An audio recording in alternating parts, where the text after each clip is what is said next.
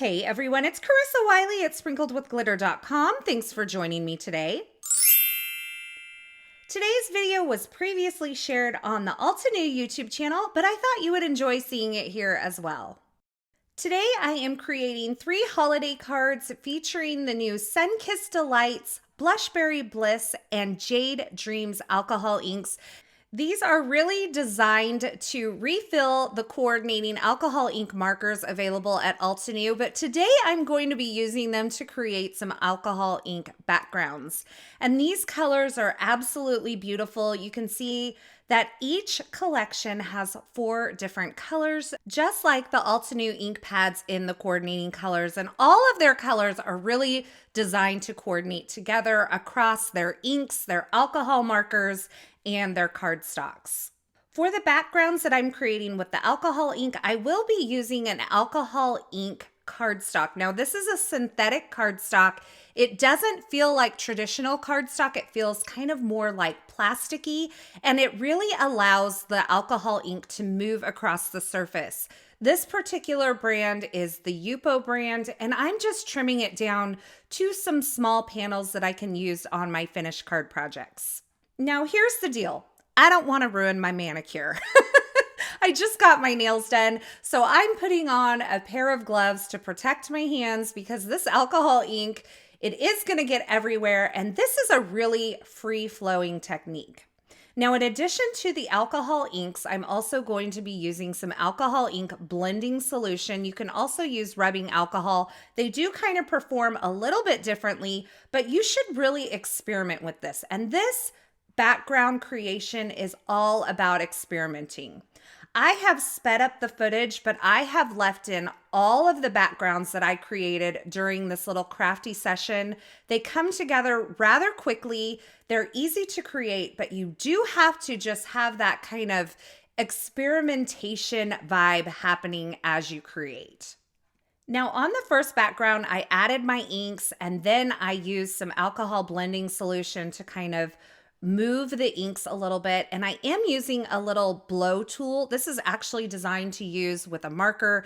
You can use other tools. You can even blow it with a straw, but you don't want to like breathe in this alcohol ink too much, like right up close to it. So I would just caution you about that. Now for the second background, I'm using the Blushberry Bliss colors, and I did add the alcohol blending solution to the cardstock before I added the color. So there's a couple of ways you can do this, and as I mentioned before, this is kind of something that you just have to be open to the experiment of creating with these inks. As you kind of create with them more, you'll learn how they move and how they blend. And that's really what I set out to do today, was just to learn a little bit about the inks and how they move and how I can create with them. You will notice that I am mixing different colors here, and I kind of create in this pattern that starts in that upper left-hand corner and kind of goes down to the lower right-hand corner, but you can cover entire backgrounds. You can even do larger panels of this and then cut it down later to create your backgrounds. I just wanted to experiment over and over again, so I decided to use smaller swatches of the cardstock and kind of create more with different color variations and that sort of thing. Now, I thought the Blushberry Bliss and the Jade Dreams were perfect for the holidays because they have some of those darker reds and darker greens, and you can kind of blend some of these together on the same backgrounds like I'm doing here. The nice thing about the Sun-Kissed Delights collection is that it kind of bridges the gap between the pinks and the reds and the greens. So it makes for a nice color to kind of blend between the two of them.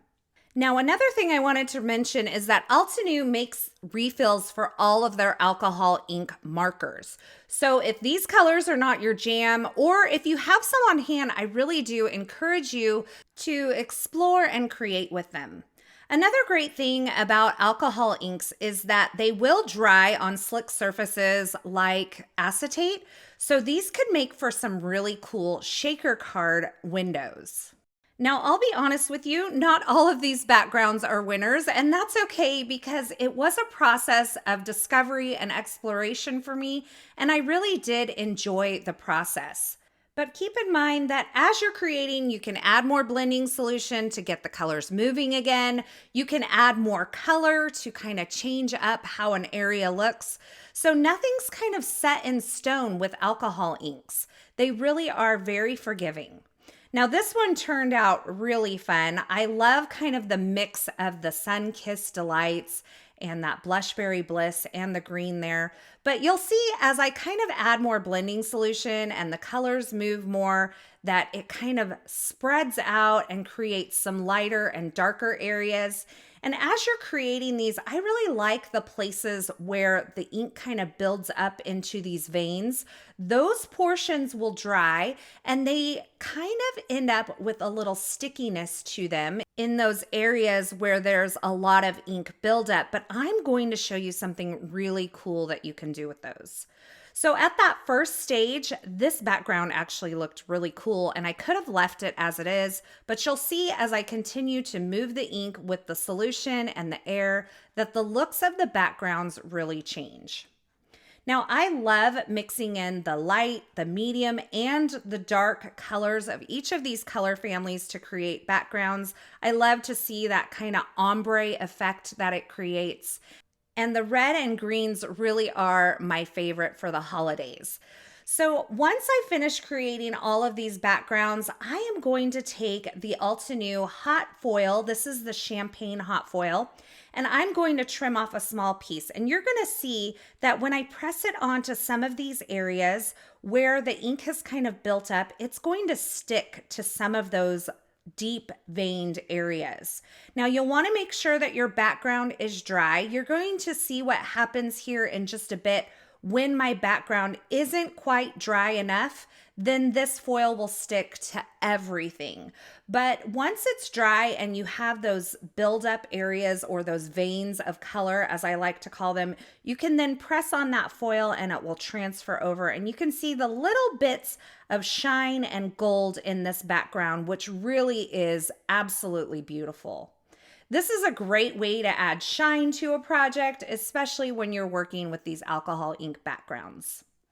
Now here's an example of a background that wasn't dry enough and then I added my foil over the top.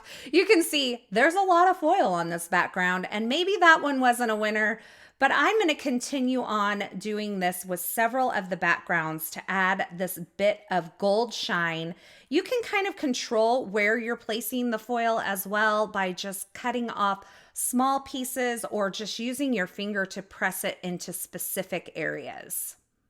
Now, once I have the foil added to the backgrounds that I want to use, I'm going to start some die cutting.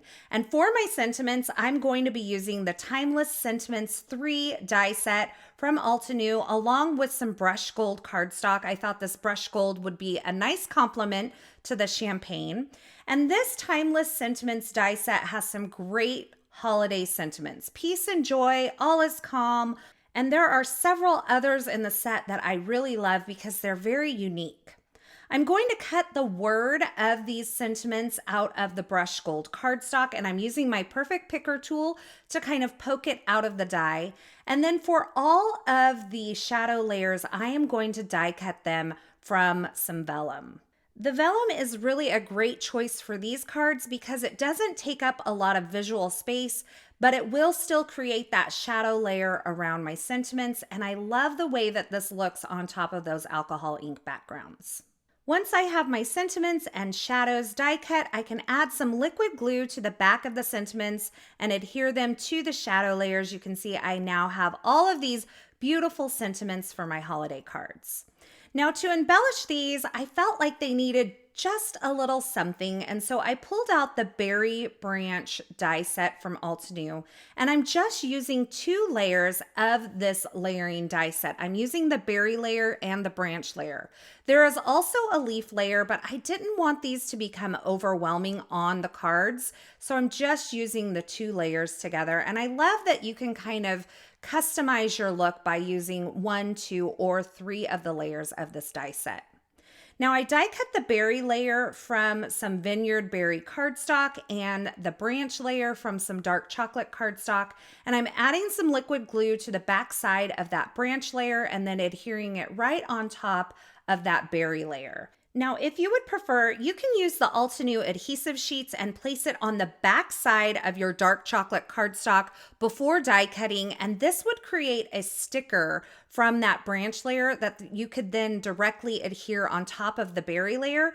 But I like liquid glue in this case because it allows me to kind of shift it around and get it just into the right spot. Now for the first card, I actually trimmed this berry branch into two pieces so that I could kind of straddle the sentiment with it. The sentiment on this one was a little bit larger and I wanted it to kind of come out of the top as well as the bottom. So I just trimmed it apart and used bits and pieces to tuck under my sentiment as well as along the top of the sentiment and just create the look that I really want. I'm adhering all of these berry branches to my backgrounds using some liquid glue. I adhered my sentiment using some Instant Dimension foam tape from Altenew so that it has a little bit of dimension there. And then I repeated this process with the other two backgrounds and the other two sentiments. Once I have my panels created, I am using some foam adhesive to place these onto some top folding A2 size card bases created from some white cardstock. So they are cut to 4¼ by 11 inches and then scored at 5½. Now I felt like these branches needed something just a little bit more, so I added a little bit of white gel pen detail to kind of give them a snowy look.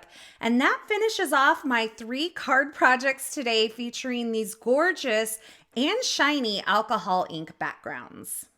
I really enjoyed the process of creating these backgrounds, just allowing the alcohol ink to kind of do its thing and see what came out in the end. And I think they turned out quite lovely. Let me know in the comments below which of these 3 cards is your favorite, and let me know if you've ever tried experimenting with alcohol ink backgrounds in the past.